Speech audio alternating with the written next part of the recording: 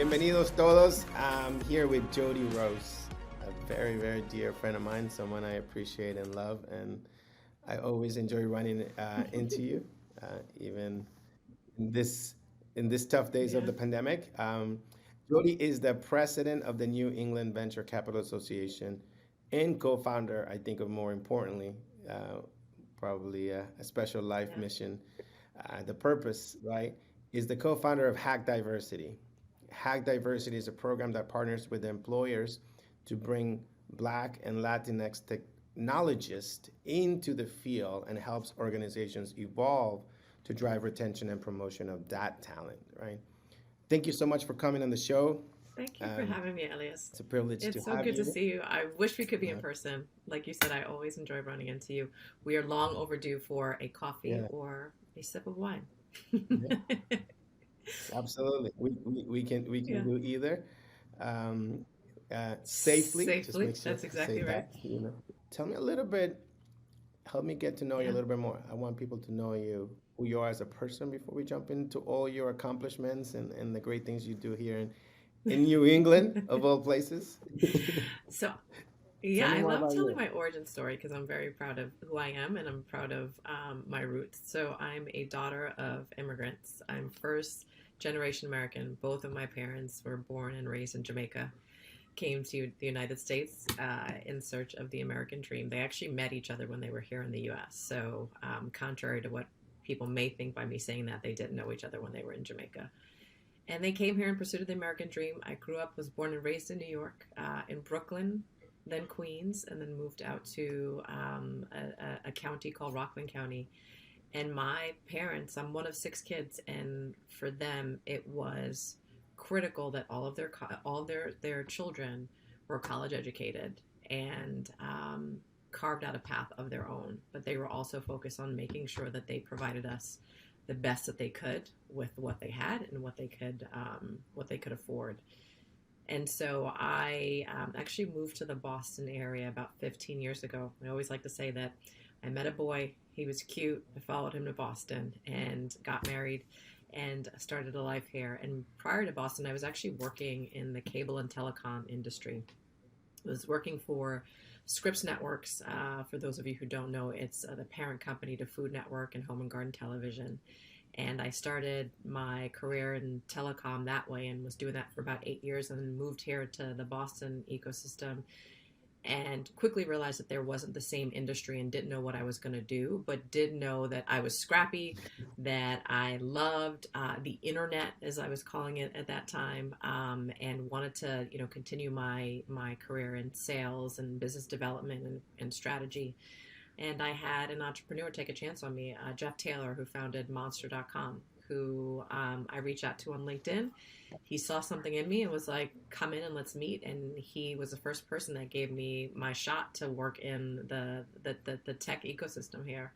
And since then, I've been enjoying, working and living in this community and in Boston. Contrary to what some of my New York friends would think, we love it here. I think Boston is a very unique place, particularly for a person of color.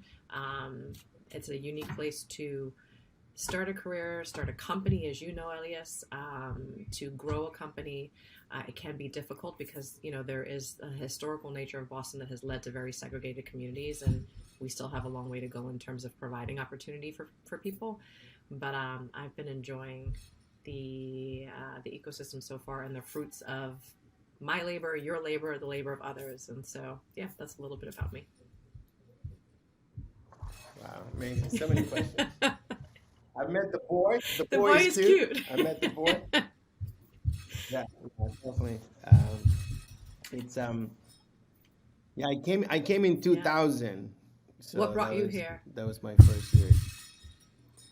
IBM, Nice. Nice. IBM. I I uh, I just love those stories of you know people giving a shot, right? I mean, I think that sometimes people ask me what is it that drives me Mm, to get up every day, and I think I dance around and I say people, people, people, mm-hmm. people, and it's like as I share, it's like being able to create companies where people can Yeah. build their careers, right? But then if I were to boil it down, I think you just nailed it. Maybe I should be Hmm. clear about that. It's just giving Yeah. people a shot because I appreciate so much the shots Yep. I've been given, right? And when I give a shot, I try to remind people, and I'm just trying to like pass all the wisdom and say like, I'm giving you a shot. Do you Yeah. understand like what it's like? Sometimes people don't Yeah. realize, The right? opportunities. And they're missed Yeah. opportunities. But and you don't miss them. I remember when you took on to on the New England Venture Capital Association. You That was jumped at it, hard. right?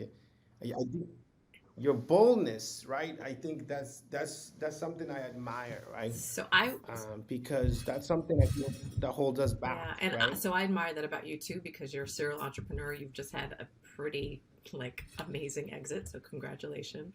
But I would say Milestone, milestone. milestone, Sorry, please, not an exit. milestone. Thank you for the correction. But I will say, and I'm going to make an assumption that maybe you've experienced this along the way at IBM or pre-IBM. But being in spaces and oftentimes being the only person of color, the only black woman in these predominantly white organizations that are super creative and super profitable, uh, there's a level of having to feel like you're consistently trying to prove yourself and not just prove whether or not you belong in the room based on your abilities, but also proving that you belong in the room because of any preconceived notion that a person or people or a group of folks may have based on what you look like and based on what they assume your past looks like. And so when you talk about me joining the New England Venture Capital Association, it was the scariest year of my life. So I joined this org, which represents the venture community. I have no experience in venture capital whatsoever. And if I'm saying this, now in public, I really didn't even fully understand venture capital. I worked for a bunch of venture capital backed companies. I've been in those meetings. I knew how to talk about my side of the business, but it was very different than being in a seat where you're talking on behalf of this community. And I, from the onset knew that, okay, I am a black woman representing a predominantly almost all white male industry. And that was nerve wracking to the point where I definitely increased my visits to my therapist and to church because I was like, I don't know how Yeah. I'm going to be able to be successful in this role. And I questioned myself for an entire year. I look back now 6 months into the role, and it is the best risk and step and move that I've ever made. But it didn't come without the anxiety, the insecurity, and it was blood, sweat, and tears. And there's an adage that I talk about all the time where people says it takes a village. This took a village. It took a village of folks from my board to CEOs like yourself to the team that I work with to my family to really help me kind of, you know, get outside of what was holding me back internally to be bold, as you said earlier. So thank you, and do things that needed to be done. There's two different types of imposter syndrome. I feel like there is the imposter syndrome that you're describing, I think, and tell me if I'm wrong, where you're like, am I good enough to do this? Because we do that. Versus the imposter syndrome that people are like, they think they deserve it, right? They think that is owed to them, and that they know that they're just supposed to fake it, and it's just people Mm-hmm. blocking them, right? But it's all within their head versus the imposter syndrome that we have because there's no one else Mm-hmm. around us that like we can see and say like, is this normal? Is this not normal? We're like always in Yes. like in the echelons of the stuff that we're hanging with. It's like there's No just no one one else. else. Like it's Should just I be awkward. here? Like, there were Should I many be here? times where I was like, do I have the right to be in this room? And when you asked me about my background, what a lot of people don't know is I started at the University of Maryland at College Park. I was pre-med for like a class, quickly realized that that was not going to be my thing, and then switched majors to marketing. But in my sophomore year, I dropped out of college, came back home, told my Jamaican parents, particularly my dad, don't worry, guys, I got this. I'm going to become an actress. dad, my dad, yeah, almost lost it. Thankfully, he walked in grace towards me, but about 2 months later, he came home with a piece of paper and said, "Here's your job. You report in on Monday. Like enough with you trying to wait for your agent to call you about auditions that weren't happening." And so now, many, many years later, I moved to Boston, the most highly educated state, or Massachusetts, the most highly educated state, where everyone who I was meeting had, and I eventually finished college. I went to a state school in New York, but not a competitive school and definitely not a name brand. And so I come to Boston. I was working for really good companies, had built a strong resume, but if you talk about pedigree, right, in terms of what I was being compared to with my local peers, I looked very different on paper, right? I wasn't coming out of these Ivy League institutions. I don't have an MBA. I have two doctorates. They're honorary, right? So I didn't have to go to school for them. People gifted them to me, and it's based on work that I've done, and I recognize that. But there was a lot of me going, I don't look like, and I'm not talking physical appearance, like physical appearance is one thing, but on paper, I still don't look like these people that I'm now representing and shoulder to shoulder with. And so you think about this imposter syndrome and do I belong and should I be here? That was beyond prevalent. It was the dominant feeling that I had. And so, I just find like as we're thinking about, you talked about earlier saying to people, do you recognize the chances and the opportunities I'm granting to you? I recognize that there were people along my path that said, I'm going to take a chance on you because I see that you are talented and I want to open up this door because, I want to help sponsor your next phase of your career. But that doesn't happen as often as it should. And so when you have leaders like yourself that are saying, okay, how can I help you get to the next level? It is incumbent upon people to take you and folks like you up on that offer because it Yeah. doesn't come easily. There's still a long road to hope. Yeah, there is not an equal distribution of opportunities for many, many reasons. I mean, that is at the root of social Mm-hmm. inequity, right? It's like there's just not many, and so people don't know how to value that. And so I've news on the imposter syndrome, Tell Jody. me. I'm Good, done. good. No more imposter Now, are you syndrome. done talking about it or are you done feeling it or both? I'm done Mm, feeling it. Just trying to tell you that there is a light at yeah, the end of the yeah, tunnel. It's a big yeah. nirvana moment that I'm saying it's like I'm done feeling Yeah. So imposter let syndrome. so let I me ask just you a don't. controversial question then. You're done with imposter syndrome. You are a unicorn. Your company's a unicorn in many ways. But let's talk about Elias, right? Elias is a unicorn because you fought hard, you worked hard to get where you are and to have these many milestones and to be a serial entrepreneur. So there's a privilege of having these experiences, and the successes that you've had. How do you then talk to and help younger people who are looking at you saying, I want to get there and I'm fundraising, or I want to get there and I am an entry level software engineer and I'm coming into these spaces still feeling imposter syndrome? What do you say to them? Right? Because at your stage in career, I get it. But for early career professionals and folks that are not taking the traditional path to get there, what do you say to them? And thank you for bringing me onto your show, Jody. Uh, it's like, I appreciate being interviewed. I was approached by my agent, my producer.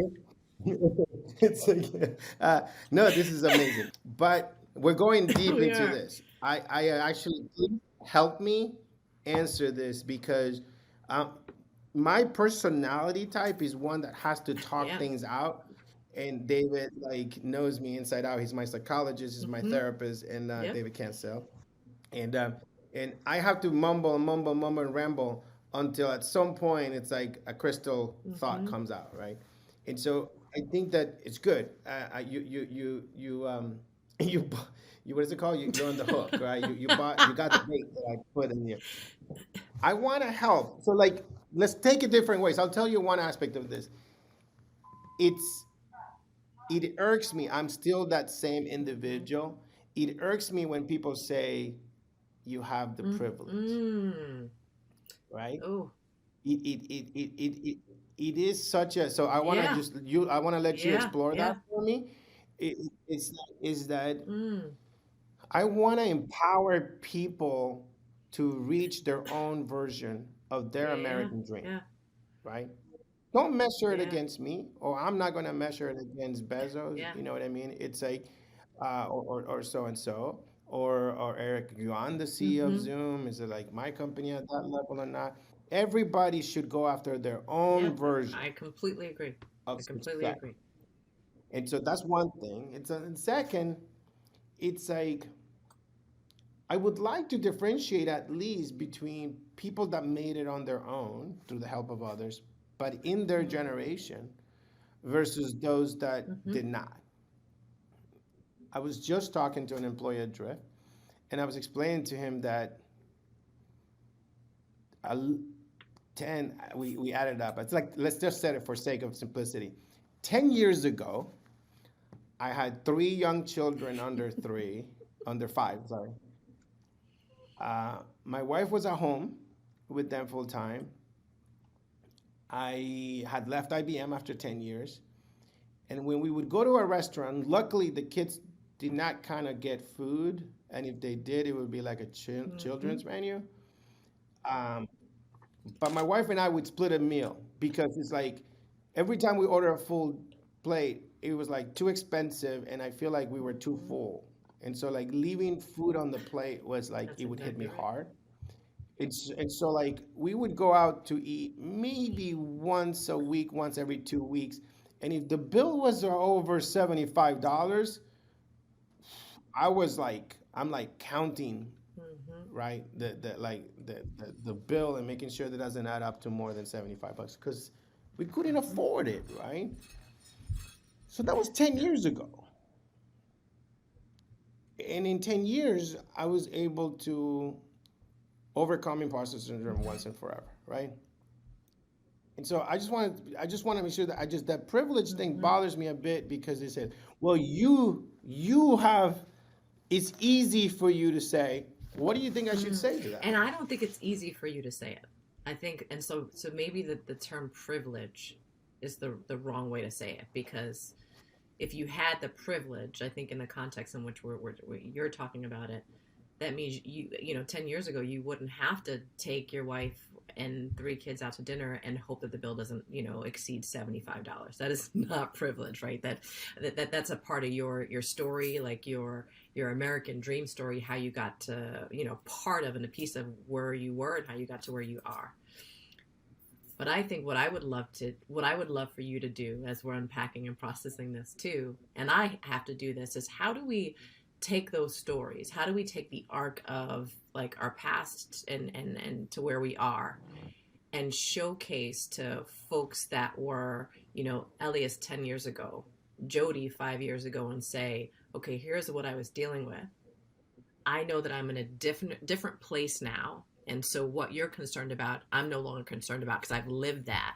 But how do I help you quickly move from that place of feeling so insecure that you may or may never make it to being super bullish, to like believing in yourself more than anyone ever can, to believing you have the right to not just exist but have a seat at the table and pursue the careers you want, the company you want, the amount of salary that you want? How do we help more people not be Elias 10 years ago and Jody 5 years ago Bingo. who were like, holy crap, do I even belong here?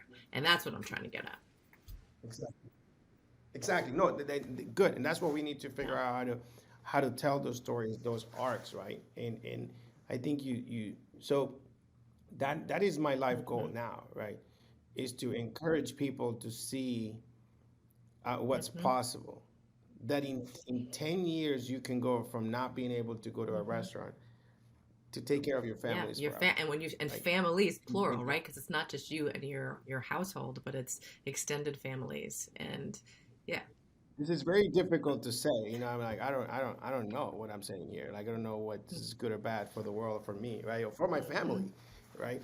But I care about diversity. I care about solving for social Yep. inequity. And I think the only way that we solve for inequity is by being equal, and only until more people take risk and they achieve their own version of success, and we show them all the possibilities out there, and we let them pick from which success they want to be a part of, right? uh, is really that then we won't have I, inequity, right? And so that's my I think it's going definition. to take us a long time to get there. Uh, it's part of the reason Absolutely. why you're doing a lot of the stuff that you do behind the scenes, and I'll let you talk about that whenever you want to, help, to help fight inequity. But it was the main reason why, I was one of the co-founders of Hack.Diversity, which is a program that you and Drift have fully supported and participated in, and we've had long, hard conversations where, I definitely want to bring up some of that too because I think it's important. But it was important because I want people to recognize that, yeah, there are multiple avenues and pathways for them to seek success, but it's also important for the majority, right? So the majority of business owners, corporate America, people in these predominantly white male spaces to understand that the onus can't be on people of color only to figure this out. There needs to be some systems changes in how we are funding, in how we are employing, in where we're hiring from, and also standards that we're setting. And I'm not by any means saying that we should be lowering the bar. So let's please take that out of our vernacular. I never want any company to feel like they have to lower the bar for them to become more diverse. As a matter of fact, when people say that, I'm offended because I'm like, you shouldn't have to lower the bar for anyone. And if you're going to diversify your company, it doesn't mean you're lowering the bar. What we're trying to get you to do is broaden the aperture of how you think about funding and hiring so that you can higher your bar, become more innovative, and be a more competitive company. So happy to. Well, hold on. I struggle with that one a little bit because wh- there's the bar, I think, in one way that we Mm-hmm, see the bar, but in others though it's mm-hmm. unfair, right? The lack of access and preparation and network that we That's have. yes, And so there has to be an adjustment there for that, absolutely. or at least, I'm just saying, like, it's like I'm not asking anybody to, like, throw me a bone and make my valuation higher than it Mm-hmm. should be from a business perspective, stuff like that, or like the potential of my business are like, no, I'm being measured by Sequoia, I've been measured by CRV, Yeah. by GC, but there's a lot of things that we didn't have access to that I saw other That's people have exactly right. access And to, access is my right? that's a big point for me. That's a huge point. And I'm gonna screw this up, but bear with me. But there's a saying that says, give a man a fish and he'll eat. Teach a man how to fish and he'll feed his family, or he'll learn. Like he'll be able to provide for himself. And when you talk about Right. access is a key part of this, right? How are we making sure that founders like you have more access to funding, right? And it's not Right. about, okay, how do we create programs just for minority business owners? It's like, no, how do we make sure that as venture capital funds are looking at building their portfolio of CEOs and new companies, that they are broadening their pipeline to not just rely on their networks, which are usually homogeneous, but they are really being intentional about saying, okay, if we want to get access to more companies and more founders and diversify our portfolio because we know that it'll give us access to more innovation, what are we doing to actually get there? And so for me, it's not about, Right. when I say lowering your standards, it's like, how do you broaden the aperture to look at talent, whether it be entrepreneurial talent or early career professionals, software engineers, hardware specialists, to give them access to these opportunities. But also, you talk about preparation as well. Preparation is key. So at Hack.Diversity, our whole goal is, how are we preparing the folks that we recruit, who we call fellows, into this fellowship that lasts for 9 months. How do we prepare them to be ready for these internships? And our preparation also happens on the company side. It's like, okay, we're asking you to bring in talent that you're typically not recruiting, or you're having a tough time recruiting. How do we help you make sure that you Yeah. are, being clear in how you're setting metrics and goals, How are we setting up your managers for success? How are we really pushing for mutual accountability and transparency? So I think there's a leveling up that needs to happen on both sides of the equation. Yeah, I think you're providing preparation and you're providing Mm-hmm. access, right? So I think you're solving for those two things. I think, geez, it's been 26 minutes, I think, of recording. And so many We things could we talk for a can talk long for time. 2 days straight. We should do like a Joe Rogan I know. 3 hour podcast. Here's a couple of things. One, I want to make sure that we do a whole Mm-hmm. spiel, quick few minutes on Hack Diversity, because if there's anything I want people to get out of this, is this wonderful program and how it has grown and how you're expanding and where you're going right with it. So I think that we need more of this. That's one.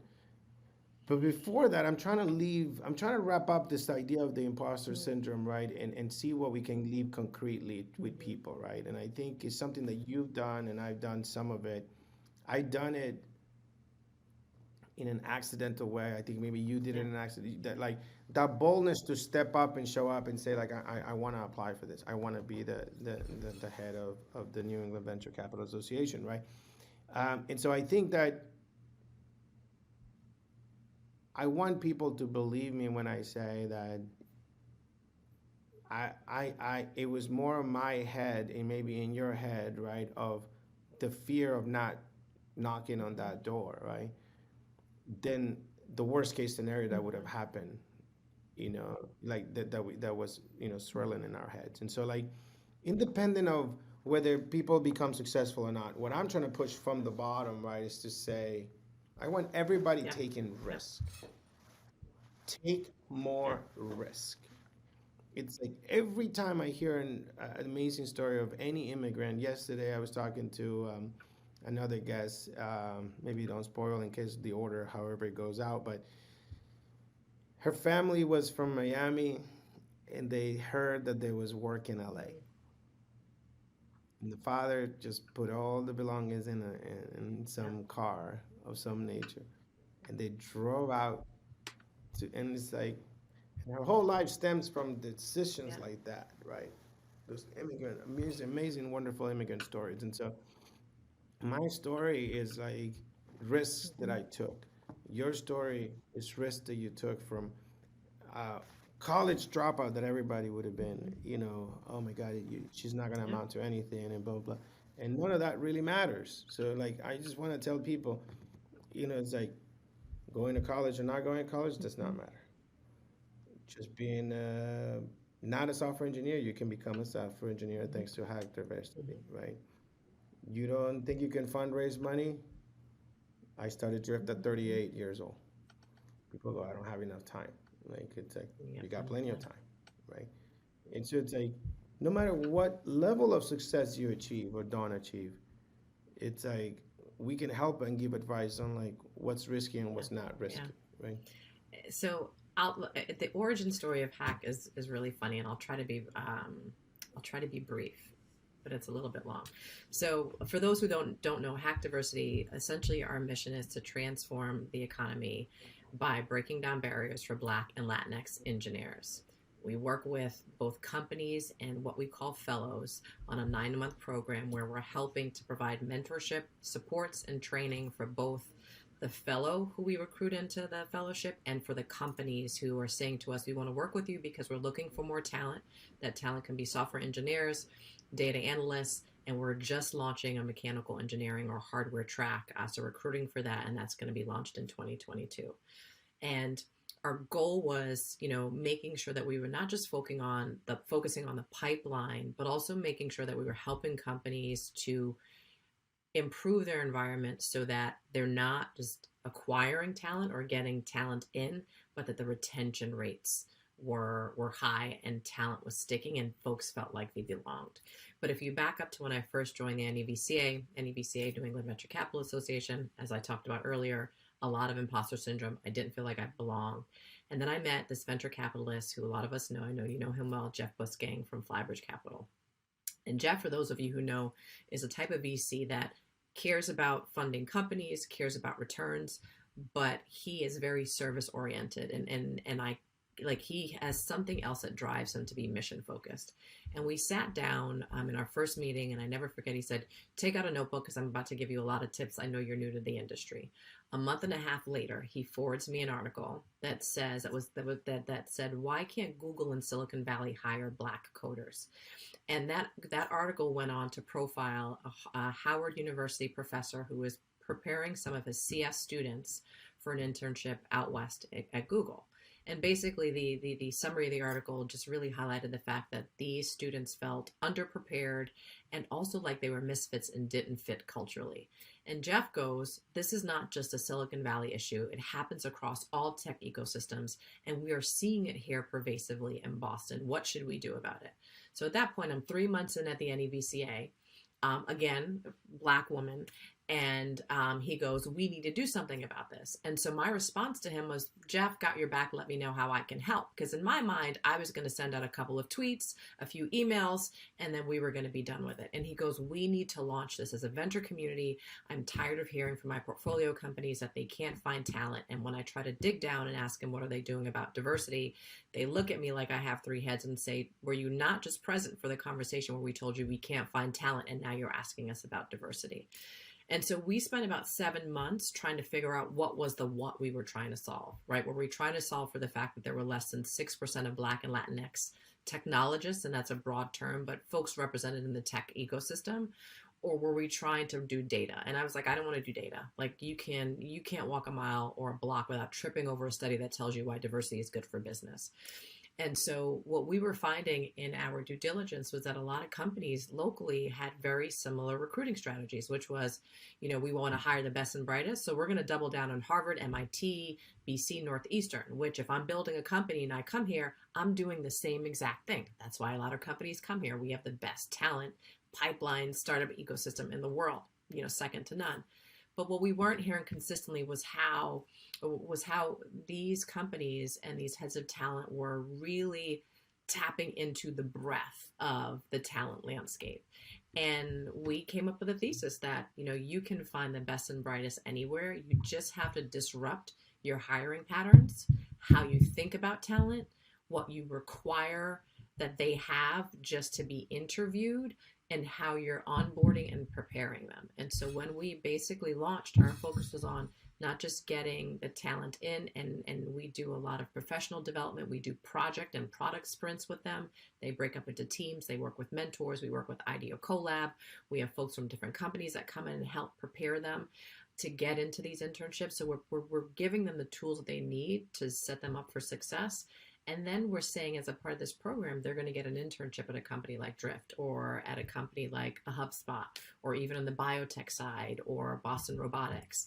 And the goal is to basically tap into individuals that are super bright, but for whatever reason, financial access, you name it, they just were not on the pathway to go to a Harvard. And although they're at a community college, they are super talented and they should be considered. And so we are now in our 5th year. We started in our first year working with 5 companies and 16 fellows. We just wrapped our 5th cycle with 100 fellows and 30 companies that we've worked with. And we limit the amount of companies and fellows we work with every year on purpose because we're really high touch. Next year, our goals will include working with 125 fellows and over 30 companies. And, I like to think audaciously and bold. This is not something that we want to limit to Boston. So in the next few years, you'll be seeing us pop up in other markets outside of Massachusetts. It's unbelievable. I think this program, it's it summarizes everything that we've been talking about, right? It talks about, most importantly, you're the first one giving them a shot to the fellows, right? You're creating this. You're dedicating all your time, right, for to create that opportunity, right? And you created out of nothing, right? You're such an entrepreneur as well. Uh, to me, that person, one of those person in my, it was Michael Mm-hmm. Boyd. He was the head of the director of Mm-hmm. Inroads in Mm-hmm. Tampa. Black Mm-hmm. man. He came to my school. He Yep. recruited me to give me an Yep. internship that led to my internship Yep. at IBM, And Inroads which became my has full-time been one position. of the programs that we've modeled after, right? Yeah. exactly. And so it's like, so inroads, this was in 1996 that I learned about it. And they would train me on Yep, Saturdays that's to exactly like right. how to That's behave at exactly work. right. It's to reduce this imposter That's what we're doing. syndrome, right? Because the kids come out and they're like, if I'm allowed to call them kids, right? I'm an old man, but it's like they come out, right, and they're Yeah. afraid. I was afraid. I mean, I was working. My first internship at Inroads was a Hmm. Bank of And America, you didn't know what etiquette and was, it right? You was were like, like okay, well, how do I act? How I do I didn't act know. when I show up? I'm like my kids have ties. They go into my drawer. They can find a tie. I don't wear Hmm. ties anymore, but they're like they know when they need to dress up. The school Hmm. dresses them up. There's purpose for them Yeah. to dress up. I remember, Mr. Boy, like they're like getting me shirts and stuff and going buy shoes because I'm showing up at a bank with these baggy Yeah. slacks and these shirts with these Yeah. ties and my lunch bag and I'm going into a corporate world because everyone that I knew, I used to clean offices. We were working at the grocery stores, we were working at Yes. McDonald's, working at Yes. UPS, Yes. deliveries. Yes. It's and so it's like, do you think I was gonna feel comfortable, And Elias, like showing up at a bank with and all your these people? story, that is the story of the Hack.Diversity fellow and their journey. Most of the fellows who we recruit, like they're working as a dishwasher at a back bay restaurant or an Amazon delivery person, or, they have a blue collar job. They're supporting a family. They're putting themselves through a school or boot camp, and they're trying to figure out, how do I get in? Like, what's my point of access? And Mike Boyd said, okay, I see Elias. There's something about him.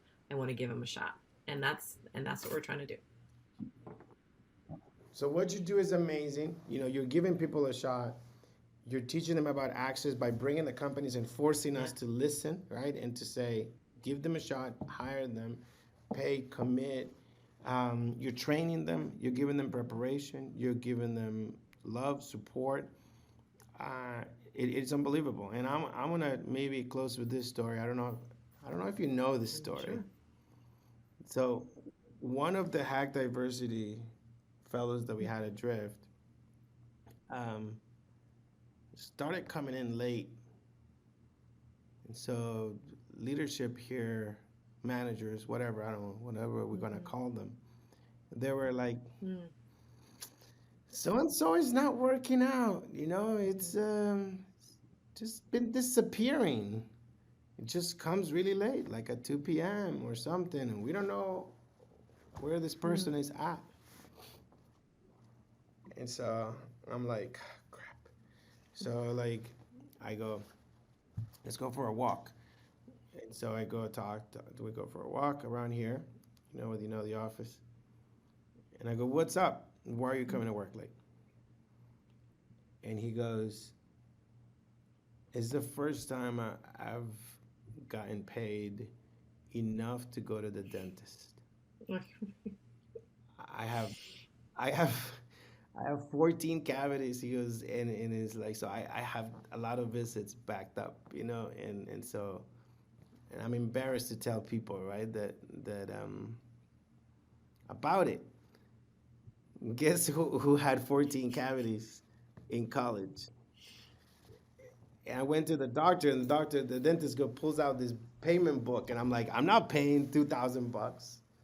And until I worked at IBM full time and I moved to Massachusetts, I finally went to my doctor, my dentist in Winchester, and committed to doing my 14 Mm-hmm. cavities in early Mm-hmm. 2000s, right? It's like, and so I had to go explain this to the Yeah. leadership and the management Yeah. team here of like, we don't all have access to Yeah. dentist Yeah. dental Yeah. care when we're Yeah. growing up. Yeah. You know what I mean? And so it's like, this is the kind of stuff that you're enabling, right? That Mr. Boyd enabled me to do, and what you're doing is fantastic, and it is really hard. You and I Yeah. both know it, but we want people to know about it, right? When they say they can't hire diversity, well, like, until you take 2 to 4 fellows Yeah. yourself, every year, you can't complain because you're creating the access for I both, also just have right? to give you major kudos for even pulling an intern aside. I mean, you're an executive, right? And for you to say, I need to stay close to this and know what's happening, and say, we're going to go for a walk, to really get to understand what was at the root of him being late and giving him that feedback and that coaching one on one. A lot of leaders don't do that. So I want to say thank you.